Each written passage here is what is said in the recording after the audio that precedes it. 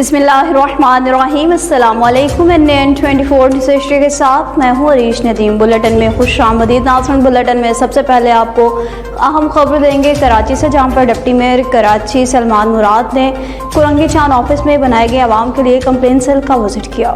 Deputy mayor Karachi Salman मुराद ने chairman Korangi चांद मोहम्मद नईम शेख की जानिब से कुरंगी चांद ऑफिस में आवाम के मसाइल से आगाही के लिए बनाए गए कंप्लेन सेल का विजिट किया। सदर जिला कुरंगी जावेद शेख, चेयरमैन कुरंगी चांद मोहम्मद नईम शेख और वाइस चेयरमैन ने इस्तकबाल किया।